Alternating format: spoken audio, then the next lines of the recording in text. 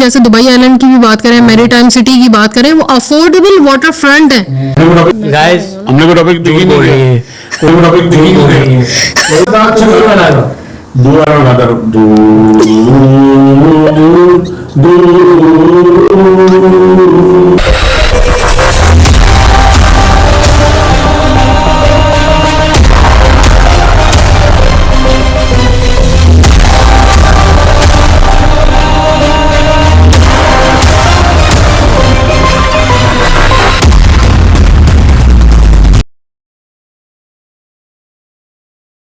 आज हम लोग यहाँ पे आप लोगों के सामने डिस्कशन करेंगे जो कि यूजुअली हम सब की क्लोज रूम्स के अंदर होती है। हम लोग सब जो है वो 10+ years experience in real estate है और ये टोटल डिस्कशन आप लोगों के बेनिफिट के लिए है। मेरे साथ अभी पॉडकास्ट में मिस्टर सादिक हैं, मिस्टर एहसन है और हम एक साथ एक कंपनी के अंदर क्विक सेल में काम भी करते हैं और कोलीग्स भी हैं। आज हम लोग जो टॉपिक हम लोगों ने पिक किया है जिसके अंदर यूजुअली लोग ये कहते हैं कि भाई दुबई को ही क्यों चूज किया जा रहा है इन्वेस्टमेंट के लिए। नहीं, ये अपनी तरफ झूठ बोल रही है गाइस, हमने कोई टॉपिक देखी नहीं है, कोई टॉपिक नहीं था। हम लोगों ने कहा था हम बैटिंग और जर्नल डिस्कशन करेंगे। ये हमारी ट्रोलिंग, ये हमारी जर्नल डिस्कशन है, जर्नल डिस्कशन है दुबई रियल एस्टेट के बारे में, दुबई के बारे में। तो आज का टॉपिक कुछ था ही नहीं, मुझे तो नहीं पता कोई टॉपिक। मुझे लगता है कि कोई टॉपिक होते ही नहीं है, टॉपिक खुद ही बन जाता है। जैसे हम लोग बैठे हैं वैसे डिस्कशन शुरू हो जाएगी। टॉपिक कोई नहीं है, बस हम लोग ये डिस्कशन करेंगे कि दुबई क्यों सारे क्यों आ रहे हैं दुबई में, क्यों कैसी क्या ऐसी चीजें जो नहीं आ रहे वो क्या सोच रहे हैं। Exactly. क्या ये सोच रहे हैं कि प्राइसेस फर्दर ऊपर चली जाए या वो ये सोच रहे हैं कि भाई उनके पास कोई ऑप्शन डर रहे हैं कि प्राइसेस और ऊपर ना जाए। हाँ देखो, मैं अगर मुझसे पूछो तो मेरे दोस्त यार इन्वेस्टमेंट भी करते रहते हैं डिफरेंट जगह पे। कोई गोल्ड ले जा रहा है, कोई कहता है कि मुझे यॉट्स में इन्वेस्टमेंट करनी है। अब फर्स्ट टाइम मुझे ये भी पता चला कि यॉट में इन्वेस्टमेंट से भी आपको गोल्डन वीजा मिलता है, ठीक है। लेकिन उसमें ये चीजें हैं कि भाई इन्वेस्टमेंट करनी है, भाई उसमें भी ऑब्वियसली 2 मिलियन से ऊपर ही होगी, लेकिन वहां से भी आपको गोल्डन वीजा मिलता है। लेकिन वहां पे आपकी जो रिटर्न ऑन इन्वेस्टमेंट है या आपकी जो एप्रिसिएशन है वो बिल्कुल भी नहीं है, बल्कि वहां पे डेप्रिसिएशन है।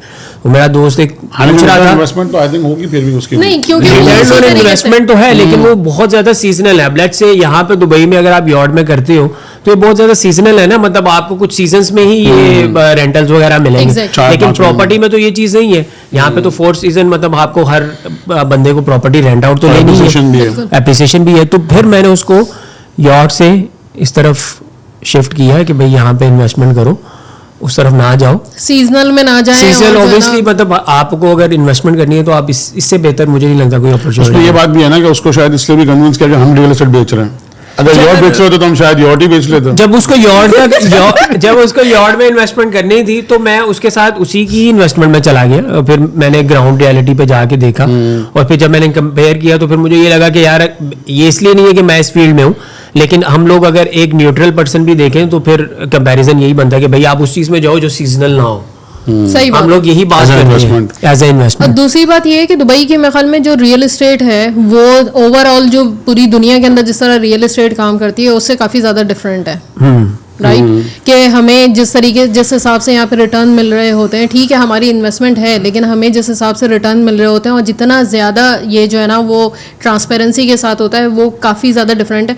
हम अगर पाकिस्तान की या इंडिया की या किसी और कंट्री की बात करें तो मेरे हमेशा माइंड के अंदर एक सवाल ये आता है और मैं हर नेशनलिटी से ये चीज़ पूछती हूँ कि भाई अगर मैं आपकी कंट्री के अंदर आऊँगी और तो कितना आसान है प्रॉपर्टी को परचेज करना, कितना आसान है बताएं। इंडिया के अंदर कितना आसान है, पाकिस्तान में कितना आसान है। दोबारा पाकिस्तान इंडिया की बात करते हैं, लेकिन अगर आप यूएस या यूरोप की बात करो ना तो आई थिंक वहाँ पे भी कम से कम 1.5 से 2 महीने 2.5 महीने का प्रोसीजर होता ही है मिनिमम। एग्जैक्टली मिनिमम इतना होता है। आपने टैक्सेस पे करने होते हैं, लॉयर वगैरह सारी चीजें बहुत, पेपर वर्क बहुत ज्यादा है। बीइंग एन एक्सपर्ट क्या हम इन कंट्रीज के अंदर जाते हैं और विद इन फ्यू मिनट्स हम लोग जो है ना प्रॉपर्टी परचेज नहीं कर सकते। यहाँ तो अब यहाँ आपको इनसाइड द कंट्री होने की भी जरूरत नहीं है। एग्जैक्टली आप बाहर कहीं भी बैठे बैठे प्रॉपर्टी ट्रांसफर करवा सकते हो, आपका ऑनलाइन पीओए बन जाता है। एग्जैक्टली ऑनलाइन पीओए आपका ट्रांसफर हो जाता है इजीली। जब हम लोग सिंगापुर गए थे तो क्या लॉज थे और वहाँ पे कितने टैक्सेस थे? वहाँ पे चेक किया तो 60%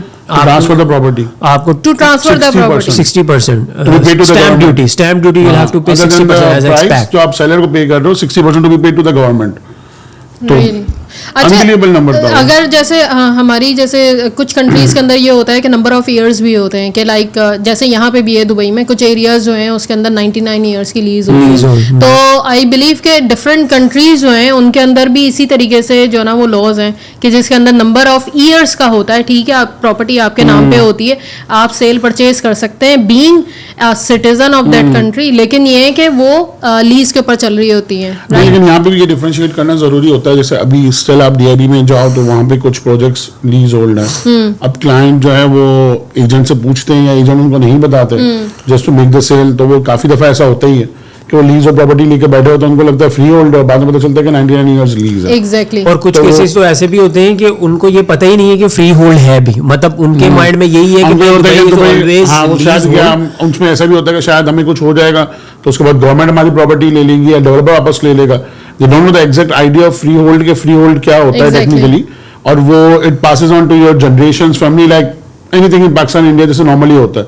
तो अगर आपकी विल रजिस्टर्ड है या नॉर्मल शरिया लॉ फॉलो हो रहा है, the property will be forwarded to your family as per the laws या जो भी है आपकी जो कंट्री के लॉज हैं उसके और आई एम श्योर कि more than 50% people they don't no कि फ्री होल्ड एक्चुअली है क्या। इंडिया और पाकिस्तान में भी कुछ लोगों को ऐसे ही लगता है दुबई में अगर आप प्रॉपर्टी लेते हो तो after 99 years you have to return back. नहीं, इवन बड़ा मेरे लिए सरप्राइजिंग क्या था, अगर आप जो है ना वो बड़ दुबई या देहरा की तरफ जाएं तो वहां पे भी जो लोग रहते हैं जो कि बिजनेस करने वाले लोग हैं और वो भी यही समझते हैं कि भाई हम प्रॉपर्टी, वो लोग रेंट पे रह रहे हैं, वो परचेज नहीं करते और उनके माइंड के अंदर भी यही मिथ है कि 99 इयर्स की लीज है और हम यहाँ पे प्रॉपर्टी परचेज नहीं कर सकते। मे बी बिकॉज कि देरा और वो साइड तो ऑब्वियसली वो सारा लीज होल्ड है, वहाँ पे फ्री होल्ड का कॉन्सेप्ट नहीं है, तो मे बी उनके माइंड में ये है कि पूरा दुबई ही जो है वो लीज होल्ड पे चलता है। ऑब्वियसली यहाँ पे बूम जो बेसिकली आया वो आया ही फ्री होल्ड के बाद है, जब लोगों ने आगे यहाँ पे एक्चुअली इन्वेस्टमेंट्स स्टार्ट की हैं। तो मतलब मेरे ख्याल में ये काफी ज्यादा अच्छा जो ना वो इनिशिएटिव रहा है, क्योंकि जब से दुबई ने फ्री होल्ड स्टार्ट किया है इसके देख के जो ना वो दूसरी एमिरेट्स के साथ साथ दूसरी कंट्रीज भी बड़ी इंस्पायर्ड हुई हैं। अगर हम सऊदीया की बात करें, कुवैत की बात करें, इन्होंने जो ना वही फ्री होल्ड वाले जो ना वो कॉन्सेप्ट जो ना वो स्टार्ट कर दिए और उन सब में दुबई जो ना वो लीग जो ना वो हमेशा से ऑब्वियसली दुबई है ऑल अराउंड आप जाओ तो उसको ऐसी बेस्ट सिटी नहीं कहा जाता। और सही बात है, शुरुआत उन्होंने ही करी थी, दे टुक द रिस्क और उससे फॉरेन इन्वेस्टमेंट आया, एक्सपेट्स आए काफ़ी, यहाँ पे अपॉर्चुनिटीज़ हुई, बाहर की कंपनीज आई सारी, तो दुबई ने ऐसे ही ग्रो किया। लेकिन फिर उसके अगेंस्ट उन्होंने लोगों को सर्विसेज प्रोवाइड करी, इंफ्रास्ट्रक्चर प्रोवाइड करा, exactly. They did their job as well. और अब जो है वो दुबई के पीछे आप ये कह सकते हैं कि मैक्सिमम सिटीज़ हैं जो जीसीसी के, they want to be Dubai, लेकिन it's far ahead than them for sure. और फिर दूसरी मेन चीज़ ये है कि मतलब अभी भी हम लोगों को लगता है जैसे Dubai is just based on the property market, on the real estate and all, but still अगर हम देखें जीडीपी में तो it comes on the 4th place. I think 8 to 9% ही आता है। हाँ, 8 to 9 is the normal, like still like more than 20%, like 22-23% I believe is for the trading and the retail. So obviously Dubai is always trying not to be dependent on the one sector. They have to diversify the share of GDP. और यही reason है कि हम लोगों की अभी भी इतनी कैपेसिटी है रियल स्टेट में कि we can still make it on the top places. मेरे ख्याल में अभी भी काफ़ी ज़्यादा लैंड जो है ना वो हमारे पास अवेलेबल है, जिसमें जो है ना वो हम लोग, और फिर इनकी जो एक्सटेंशन है, जो वाटर एक्सटेंशन है, यानी कि हमारा जो है वो जो लैंड बैंक है वो एक्सटेंड होता चला जा रहा है. मतलब हमारे लिए ये भी जो ना वो बड़ा सरप्राइजिंग था जो लास्ट हमारा जो ना वो आइलैंड, इन्होंने एक न्यू आइलैंड जो लग्जरी आइलैंड जो बनाए हैं, तो वो भी जो है ना वो एक एड ऑन हुआ. क्योंकि पाम जबल अली के बाद उसके बारे में जो ना वो न्यूज़ आई कि भाई वो भी जो ना वो आइलैंड इन्होंने बनाए. मतलब ये कि ये सिर्फ लैंड पे जो ना वो काम नहीं कर रहे हैं, कोस्टल लाइन भी एक्सटेंड करते हैं. वाटरफ्रंट कम्युनिटीज तो I think all around the world आप कहीं भी चले जाओ उसकी एप्रिसिएशन भी ज़्यादा है, प्राइसिंग भी ज़्यादा है. लेकिन ये लोग लोग prefer अपॉर्चुनिटी भी तो करते उस हैं। हिसाब से दे रहे हैं ना वो कि prefer मतलब भी सिर्फ करते हैं। एक क्लास को नहीं दे रहे, मतलब अब देखें ना, अगर हम लोग जो पुरानी वाटर फ्रंट कम्युनिटीज की बात करें जो अफोर्डेबल नहीं है, पाम जबल अली की अगर हम लोग सॉरी पाम जुमेरा की अगर बात करें, वो बहुत सारे लोगों के लिए अभी अफोर्डेबल नहीं है, लेकिन उन्होंने पाम जबल अली इसीलिए लॉन्च किया कि लोग दोबारा से उस गेम के अंदर जो ना वो वापस आ सकते हैं, अपॉर्चुनिटी जिन्होंने मिस कर दिया वो they can still jump. Exactly. और अगर हम जैसे दुबई आइलैंड की भी बात करें, मैरीटाइम सिटी की बात करें, वो अफोर्डेबल वाटर फ्रंट है और उनके अंदर हमें जो डेवलपर्स हैं वो इतना जबरदस्त किस्म का काम कर रहे हैं कि हमें पेमेंट प्लान मिल रहा है, even post hand over payment plan भी मिल रहा है। तो सर वाले अभी जैसे अभी एक मेरे ख्याल से लॉन्च है, उसमें 75% ऑन हैंड ओवर है। एग्जैक्टली। टेक्निकली जो डेवलपर है वो ये बताना चाह रहा है कि आप क्या रिस्क कुछ भी नहीं है, exactly. You are just paying us 30% during 30%, construction, exactly. and we don't want your money to build the project, we will do the project and then Exactly. once it's ready you pay 70%। Exactly. और वो waterfront community है और मेरे ख्याल से starting price 1 bedroom की 1.8 है, let's say 2 bedroom is for 2.5 million. Exactly. अब अगर आप इनसाइड द सिटी आते हो तो आज आपको शायद जीवीसी में भी 2 बेडरूम 2.5 का मिलेगा। एग्जैक्टली। तो उसकी जगह पे अगर आप वहां पे Waterfront पे ले रहे हो 2.5 आप। में आप ले रहे हो और ठीक है आपका 3 साल का रिस्क है, बट रिस्क नहीं है, आप you are only paying 30%, exactly. 70% is on hand over. और अगर वो आप वाटरफ्रंट कम्युनिटी में आपको मिल रहा है तो I think it's a win win situation for the investor and for the developer as well. और फिर मेन चीज़ जो हम लोग देखते हैं, जैसे हम पूरी दुनिया में फिरते हैं, इधर उधर देखते हैं, तो वहाँ पे समटाइम्स ये होता है कि गवर्नमेंट जो है they are one step backward, यानी जो डेवलपमेंट है वो जल्दी हो रही है लेकिन गवर्नमेंट्स के काम थोड़े पीछे हो रहे हैं। लेकिन यहाँ पे हम लोग ये देखते हैं कि भाई government is far better and they are performing faster than the developments. अगर हम लोग दुबई आइलैंड में जाएं तो दुबई आइलैंड इंफ्रास्ट्रक्चर वगैरह देखें तो वो सब रेडी है, मतलब new bridges and all is ready, लेकिन डेवलपमेंट बाद में आ रही है। मतलब this is I don't think anywhere in the world it's happening कि इंफ्रास्ट्रक्चर पहले रेडी है, नया ब्रिज आपका रेडी है which will take you to the Dubai island, but development is now coming up. So this is a very positive step for the people like who are still thinking why they will have to invest in Dubai. Obviously there are reasons and that is why most of the people from all over the world they are coming here. And agar hum log abhi bhi prices dekhein Dubai ki as compared to the world where we have all the same facilities, exactly. we are still much economical as compared to the others. True. In terms of even the luxury and prime properties, let's say we are like $850 or $900 per square feet, but still the world is giving more than $2,000 or $3,000 per square feet, which is far better in terms of I think हमारी average तो अभी शायद 600 पे भी नहीं है, 500 that's the normal. हाँ, I think. 1800 total हमारी अभी 800 for the luxury, नहीं, for the I prime. Think almost 1800 पर स्क्वायर फीट प्राइस चल रही है एवरेज दुबई की, व्हिच इज लाइक $500 पर स्क्वायर अच्छा, फीट। एक चीज That's और the for मुझे average all property. around एक दुबई। चीज और मुझे बड़ी अमेजिंग लगती है जो दुबई की है कि यहाँ पे यानी कि दुनिया के अंदर, अब correct me if I am wrong, दुनिया के अंदर किसी भी कंट्री ने जो एजेंडा है कि हम नेक्स्ट 30 इयर्स के अंदर क्या करेंगे, किसी ने भी अपना जो है ना वो ट्रांसपेरेंसी के साथ नहीं रखा, लेकिन दुबई ने एजेंडा अपना पूरा जो है ना वो ट्रांसपेरेंसी के सामने सामने रखा है कि हम कहाँ पे क्या माइलस्टोन्स जो है ना वो अचीव करते जाएंगे। D33 is basically the same. D33 40 also. है। तो ये जो है ना ये काफी ज्यादा कॉन्फिडेंस देता है कि भाई ये इन्होंने जो चीज प्लान की है वो चीज जो है ना वो एग्जीक्यूट लाजमी करेंगे, और इन्होंने क्या कहते हैं they delivered. This is actually not something new कि जो है ना वो यहाँ की गवर्नमेंट जो है ना वो अचीव, अगर किसी को डाउट है वो अचीव नहीं कर सकेगी, no, they have delivered in the past everything. अच्छा, एक बहुत कॉमन क्वेश्चन जो मुझसे भी पूछते हैं जिसमें मैं ऑब्वियसली अपने मुताबिक आंसर करता हूँ, तो I would suggest like what do you guys think about this question. लोग जब भी इन्वेस्टमेंट करते हैं या करना चाहते हैं जो दुबई को पिछले 15-20 साल से जानते हैं, they always give an example of global crisis in 2008। Okay, ठीक है, वो एक ग्लोबल क्राइसिस था, लेकिन उसके बाद और इससे पहले उन्होंने मार्केट में बहुत ज्यादा फ्लक्चुएशन देखी है ऊपर नीचे, and they are always scared of this. तो जब वो ये क्वेश्चन करते हैं तो ऑब्वियसली मैं अपने मुताबिक उसको आंसर करता हूँ। I would like you guys what you normally says, like if अब उनको देखा जाए कि भाई वो 2008 में मार्केट कहाँ से कहाँ पे चली गई, विद इन मंथ्स जो है प्रॉपर्टी की प्राइसेस मोर देन 50% जो है वो नीचे चली गई थी। तो अगर फर्दर ऐसा कुछ हो गया तो हमारी इन्वेस्टमेंट कहाँ जाएगी, ये नॉर्मली क्वेश्चन। बस बड़ा जबरदस्त जवाब है कि I'm not sure if you guys know, लेकिन 2008 में डाउनटाउन में हमारा एक प्रोजेक्ट था जो आई थिंक बाद में शायद कैंसिल हो गया था. उसमें उन्होंने 1 बेडरूम 800 स्क्वायर फीट का 6.2 मिलियन का बेचा था. That is like almost 8,000 dirham per square feet. अभी डाउनटाउन में प्राइसेस चल रही है क्या? अभी भी मैक्सिमम 5,000 5,600. यही बात है कि हम उस लेवल पे भी 2008 के लेवल पे पहुंचे ही नहीं है, जबकि 2008 में तो आपके पास ना कोई ट्रांसपेरेंसी थी और ना कुछ डेवलपमेंट सिस्टम था, ना कोई फॉलो अप था, कुछ भी नहीं था. लोग सिर्फ इसीलिए कर रहे थे क्योंकि it was a new market. और उस वक्त मुझे याद है कि लोग ये बातें करते थे कि सिंगापुर की तरह होने वाला है और प्राइसेस डबल ट्रिपल हो जाएंगे. और जो 2008 के क्राइसिस भी है particularly, they were the crisis which came from US, Lehman Brothers की वजह से, और जो उनका मॉर्गेज इश्यूज थे उसकी वजह से, which pass on to all around the world. अगर ऐसा नहीं होता तो 2012-13 में दोबारा दुबई की मार्केट पीक ना करती कि दोबारा प्राइसेस ऊपर चली गई और कहां से कहां पहुंच गई. बट स्टिल अगर हम 2008 की बात करें, we haven't reach that kind of prices yet as well, which were और अभी तो हम एक्चुअल डिमांड की बात करें, उस वक्त आई थिंक पॉपुलेशन शायद आपकी मे बी 2 मिलियन भी नहीं थी, 1.5 मिलियन थी. Currently are standing at 4 million. Exactly. I think it's a huge difference. Obviously, पर अगर आप लग्जरी की बात करते हैं तो लग्जरी कैटेगरी में तो ऑलरेडी आपके पास बहुत ही लिमिटेड ऑप्शंस हैं.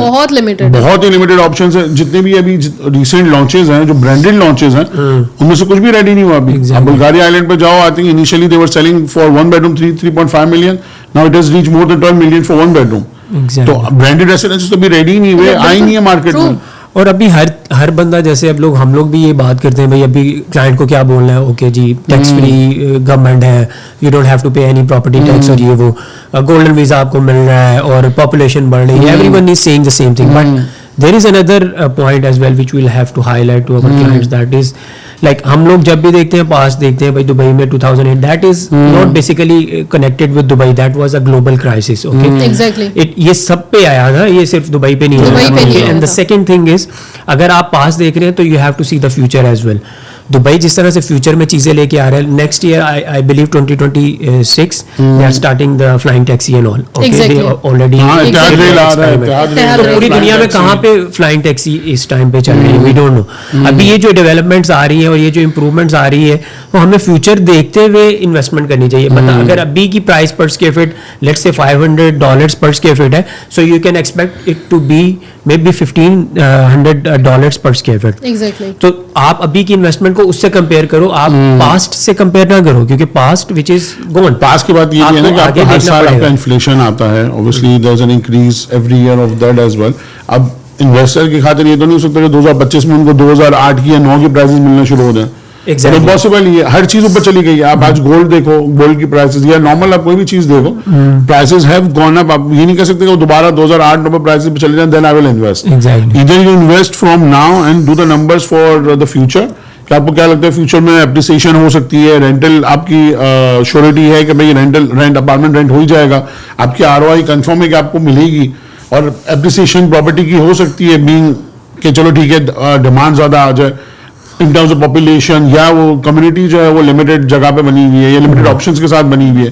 तो वो उसी में आपको असेस करना होता है विद एन एजेंट कि भाई ये चीजें हमारे लिए बेहतर है कि नहीं है. और फिर अगर हम देखें 86,000 मिलियनियर्स मूव हुए हैं दुबई में right now we have 86,000 millionaires I believe. Okay, इतने मिलियनियर्स अगर दुबई में आके इन्वेस्ट कर रहे हैं तो उन्होंने कुछ चीज तो देखी होगी ना दुबई में. मतलब they are not just blindly investing in Dubai, business owners obviously, and they know how to invest. और दूसरी बात ये है कि दुबई के अंदर एक चीज और बहुत ज्यादा अच्छी है कि अगर हम ग्लोबल इकोनॉमी की भी बात करें ना, तो सिर्फ हमारी जो इकोनॉमी है वो सिर्फ यूएस के साथ जो है ना वो नहीं चल रही होती. हमारी जो है ना वो अगर चाइना के साथ भी चल रही है, हमारी रशिया के साथ भी चल रही है, हमारी यूके के साथ भी चल रही होती है. मतलब अगर हमारा कहीं से जो है ना वो कोई एक, यानी कि अगर ग्लोबल इम्पैक्ट होता है तो उसके अंदर हमें ज्यादा बेनिफिट होता है. ऑलवेज. मतलब अगर जो रशिया की सिचुएशन, इन्वेस्टर्स हर जगह से आ रहे हैं, इतनी लंबी क्यों कर रही है. एग्जैक्टली इन्वेस्टर्स हर जगह से आ रहे हैं और ये चीज हमें और ज्यादा सेव करती है. क्योंकि अगर लोग ये सोचते हैं कि यार क्राइसिस हो, एक तो ये कि दुबई पहले 2008 में और अब के अंदर ये डिफरेंस आ गया है कि ये इन्हें पता चल गया है कि भाई सिचुएशन को कैसे हैंडल करते हैं, because they are really good learning from the past, वो दोबारा मिस्टेक तो नहीं करेंगे। और दूसरी बात ये कि हमारे पास पूरी दुनिया से जो ना वो इन्वेस्टर्स आ रहे हैं, तो हमारे लिए ये बेनिफिट है, ये सोचना नहीं है कि भाई हमारे लिए क्या प्रॉब्लम हम लोग फेस करेंगे, क्योंकि पहले 2008 में ये सारी चीजें नहीं थी, डिफरेंट सिचुएशन थी, वो उस वक्त अलग ही बात थी। एग्जैक्टली। मुझे मारिया से एक क्वेश्चन करना है कि ये मेकअप आप रोज ऐसे ही करती है स्पेशली से पॉडकास्ट के लिए आज के लिए पॉडकास्ट के लिए किया है? बस ठीक है, उसमें था ना, मुझे कंफर्म करना था क्योंकि मतलब नॉर्मली ऐसे नजर नहीं आता। ज्ञान आप फ्री में बांटते हैं, इसके पैसे लेते हैं ये वो वाली बात है। अच्छा, एक और चीज, अभी जो मार्केट के अंदर जो सबसे ज्यादा यानी कि लोग जो है ना सोच रहे हैं, मैंने कहा कि हम लोग उसको भी थोड़े से जो है ना वो अपना ओपिनियन दें।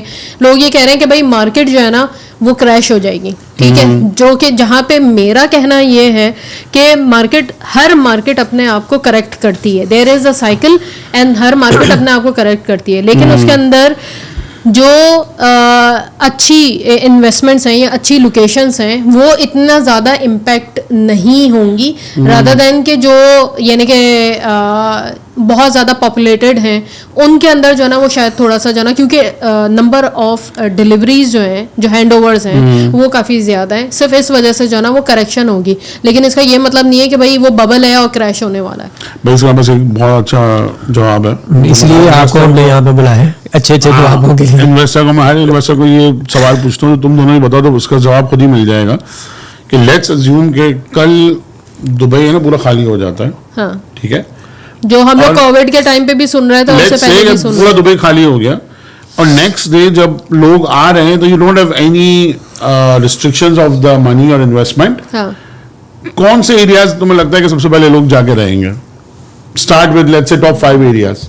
पाम जुमेरा में सबसे पहले नहीं है, कुछ भी नहीं है, and you can straight away come in and you can live in Dubai. हाँ, तो सब लोग पाम जुमेरा जाएंगे, डाउनटाउन जाएंगे, और 5 एरिया तो बताओ, मरीना में जाएंगे, ठीक है, और इसी तरीके से उसको आप रैंक करो कि आपकी इन्वेस्टमेंट कहाँ पे आ रही है। अब चाहे आप DLRC में इन्वेस्ट कर रहे हैं या लेट्स से आप पाम जुमेरा में कर रहे हैं, पाम ज्वेलरी पे कर रहे हैं, दुबई हिल्स हो गया, एमिरेट्स हिल्स हो गया, ये जो बजट में अभी तो नहीं आ सकते, समझ लो बजट में नहीं है ना, लेकिन बजट में आप उस तरीके से इन्वेस्ट कर सकते हो ना कम से कम। अब अगर ऑब्वियसली अगर लग्जरी इन्वेस्टर है तो बोलेगा ठीक है मुझे 50-60 मिलियन का भी इशू नहीं, तो they might go for Palm Jumeirah या Emirates Hills. I would say जो भी आपको ये क्वेश्चन कर रहे हैं ना, तो आपको उससे सिर्फ एक क्वेश्चन करना चाहिए, गिव मी द रीजंस कि क्यों जाएगा मार्केट नीचे।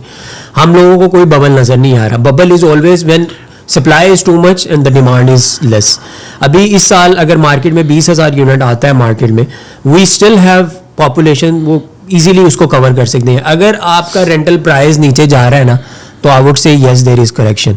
अगर आपका मसला नहीं होता ना, उस वक्त मसला ये होता है कि उनको ये लग रहा होता है कि ये एजेंट इसको कमीशन चाहिए इसलिए मुझे बेच रहा है, लेकिन उनको मार्केट में दूसरे एजेंट से ये रीजन उनको समझ नहीं आता। मैंने 2020 में 2021 में इतने लोगों से कांटेक्ट करा, उनको बोला कि भाई ये प्रॉपर्टी ले लो, तलाल गाफ 1.3 का 3 बेडरूम टाउन हाउस मिल रहा है 40% पोस्ट एंड पेमेंट प्लान के साथ, नहीं मिलेगा बात। Dubai hills maple, Dubai hills maple नहीं, कलेक्टिव था 7 लाख में, 7 लाख में कलेक्टिव मिला था, 1 बेडरूम मिला, ले लो नहीं, मार्केट नीचे जा रही है, मार्केट खत्म हो जाएगी। 3 बेडरूम विलास में 3 बेडरूम टाउन हाउस 4 मिलियन का बिक रहा है, 1.7 starting price with the post hand over payment plan.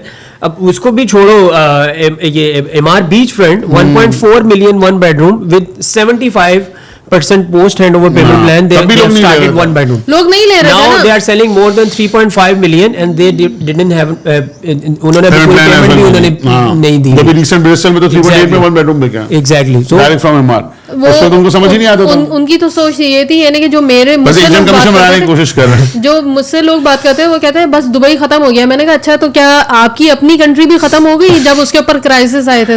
तो फिर नहीं वो नहीं होगा. तो वो खामोश हो जाते हैं. क्यों दुबई खत्म हो जाएगा? मतलब यानी कि सफाया हस्ती से मिट गया उसको.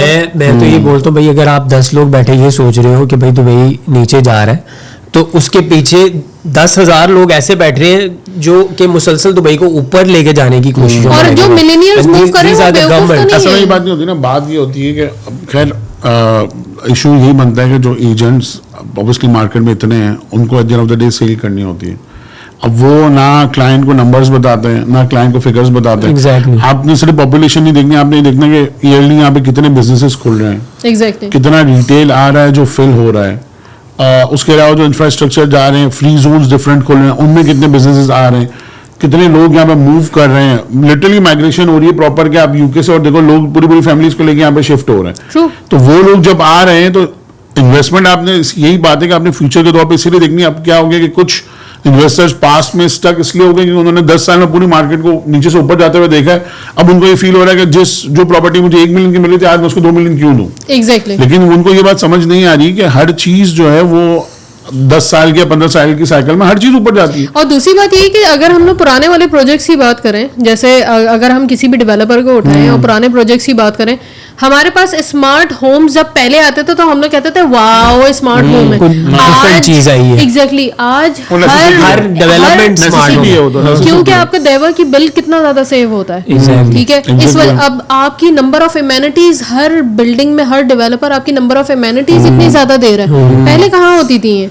आपका जिम, पहले तो ऐसे एक सुराख बना देते थे, उसमें पूल पानी भर के बोलते थे स्विमिंग पूल है। अभी यही तो चीज है जो आपके प्रोजेक्ट को, डिफरेंट डेवलपर्स के प्रोजेक्ट को डिफरेंशिएट कर रही है आपस में, वो है इसकी अमेनिटीज, कि आप कितनी अमेनिटीज दे रहे हो अपनी बिल्डिंग के अंदर। अगर आप बेसिक अमेनिटीज भी नहीं दे रहे, जैसे कि अब नॉर्मल बेसिक अमेनिटीज भी 10 से 15 होती हैं, अगर आप वो भी नहीं दे रहे तो मतलब आप आते ही नहीं हो। नहीं, इसका बेसिक कॉन्सेप्ट ये है कि अगर आप लेट्स से कोई सिटी में आप 2 स्टार होटल में जाके आप रुक रहे हो तो ऑब्वियसली उसके पैसे कम होंगे। और आप कहते हो कि मुझे बुर्ज खलीफा में जाना है, जुमेरा में जाना है, तो मेन उनका क्या पॉइंट होता है? उनका ऑब्वियसली लोकेशन है, एग्जैक्टली सर्विसेज है, एमिनिटीज है, ये चीजें डिफरेंशिएट करती हैं।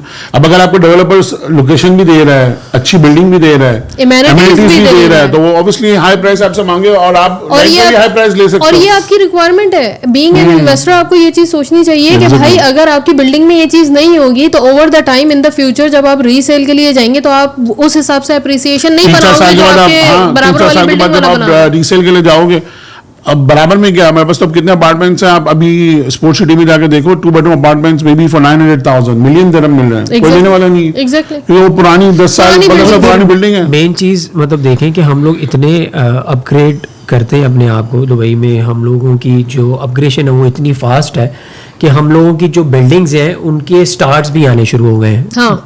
ठीक है, मतलब उस बेस पे भी आप रैंक कर सकते हो। मतलब दुबई गवर्नमेंट अब जो रैंकिंग कर रही है और जो रेंटल इंडेक्स है वो बेसिकली स्टार्स पे चल रहा है कि भाई इस बिल्डिंग की रेटिंग कितनी आ रही है और उसकी बेस पे इसका रेंट ऊपर जाना चाहिए या नहीं। पूरी दुनिया में कहाँ पे ऐसा इतना फास्ट सिस्टम हो रहा है कि वो गवर्नमेंट आपको बता रही है कि भाई आपका based on your facilities whatever आपके सर्विस चार्जेस डिसाइड हो रहे हैं, आपका रेंटल इंडेक्स डिसाइड हो रहा है। और फिर एक और मेन चीज जो मैं बीच में बोलना चाह रहा था वो थी पॉपुलेशन। अगर आप दुबई की देखें डे टाइम की और नाइट टाइम की, ये बड़ी बात, ये बहुत इंपॉर्टेंट चीज है कि मतलब 5 मिलियन 1 मिलियन या 1.5 मिलियन का फिगर है जो डेली डे में दुबई में आता है और शाम तक से वापस चला जाता है। अराउंड अबू धाबी, शारजाह और ये अजमान, मतलब 1.5 million. Dubai is a central hub के वहां पे लोग आ रहे हैं। और फिर उसके अलावा आप सिर्फ ये बात नहीं कर रहे, आप ये देखो कि जो पैसेंजर्स आ रहे हैं from all around the world, वो एक अलग बात है। जो टूरिस्ट आ रहे हैं वो एक अलग ही बात है बिल्कुल। और फिर आप ये सोच लो कि लेट्स से अगर वो लोग जो यहाँ पे काम कर रहे हैं, let's say they have to move in Dubai only, तो अगर सिर्फ वो 1.5 लोग, 1.2, 1.3 जो लोग काम कर रहे हैं यहाँ वहाँ पे, वो भी अगर आ जाए ना तो यहाँ पे हम लोगों के पास जगह ही ना हो। यहाँ पे मतलब आने वाले 2-3 साल तक हम वो डिमांड ही पूरी नहीं कर सकते। That's true. एक गाना गा दो, मैं गा दूं। मैं आपसे कहना चाहता हूँ कि आप से कोई आए, क्या गाना तो लेके आया बता। पहले शुरू तो ऐसे कर, दूर करना भाई। अबे आज इतनी गंदी आवाज है मेरी कसम, तू मुझे वो ये करवा रहा। वो वाला कौन सा गाना था? इसी का था ना, इसका कबाड़िया का स्ट्रिंग्स का कौन सा था वो दूसरा? ऐसे ही था ना, सर की ये पहाड़ नहीं, स्ट्रिंग्स का सर की है ये पहाड़, सर की ये पहाड़, वो वैसे बिलाल ने गाया था। नहीं हाँ बिलाल नहीं, वो दूसरा एक और भी था ना अभी। अरे बहुत गाने थे, कौन सा? सर की है, सर की है नहीं, सर की है नहीं, सर की है, सर की है, सर की है कर दिया, सर की है, सर की मतलब चढ़ गया ऊपर, ये बात हो गया, सर की ये हाँ नहीं, मैं नहीं बोल रहा, अचीव कर लिया। एक और था यार इसका बहुत अच्छा गाना, दूर वाला गा। अबे तो कौन सा था? तू दूर वाला गा। दूर वाला मैं गाता रहूं, दूर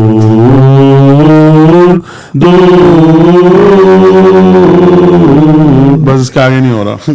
आगे से तुम स्टार्ट करो, टॉपिक पे आ जाओ वापस। इसका जो उसने इंडिया में जाके गाया था यार, क्या नाम था उसका, जो सारी लड़कियां थी वो उसकी वीडियो में, पता नहीं वो मैंने देखा नहीं। अनुष्का भी थी मेरे ख्याल से, कहाँ मर गई अनुष्का थी बंदी, याद है इंडस म्यूजिक पे आती थी यार, पता नहीं कौन कौन सी पुरानी 98, 99, 2000 पता नहीं उसके बाद कहाँ गए वो सब, खत्म ही हो गए बेचारा, बुढ़ा हो गए।